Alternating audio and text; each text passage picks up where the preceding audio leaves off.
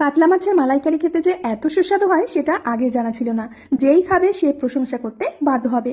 এর জন্য 700 গ্রাম কাতলা মাছ নিয়ে তার মধ্যে লবণ হলুদ দিয়ে খুব ভালো করে হাত দিয়ে মেখে নিতে হবে।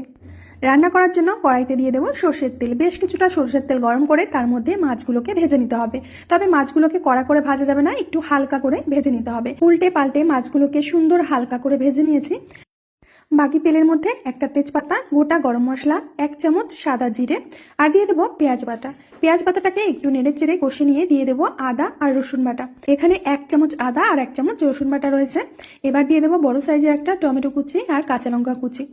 এবার দিয়ে দেবো আগে থেকে বেটে রাখা কাজু আর পোস্ত বাটা। সামান্য একটু জল দিয়ে এখন সমস্ত কিছুকে মিশিয়ে একটু কষে নেওয়ার পর দিয়ে দেবো কিছু গুঁড়ো মশলা, ধনে, জিরে, হলুদ আর লঙ্কার গুঁড়ো, সামান্য চিনি আর পরিমাণ মতো লবণ দিয়ে মশলাটাকে খুব ভালো করে কষে নিয়ে দিয়ে দেবো 500 ml তরল দুধ। দুধটাকে আমি আগে থেকেই জাল করে নিয়েছিলাম। ঝোলটাকে মিনিট 5 ফুটিয়ে নিয়ে একে একে মাছগুলো দিয়ে দেবো।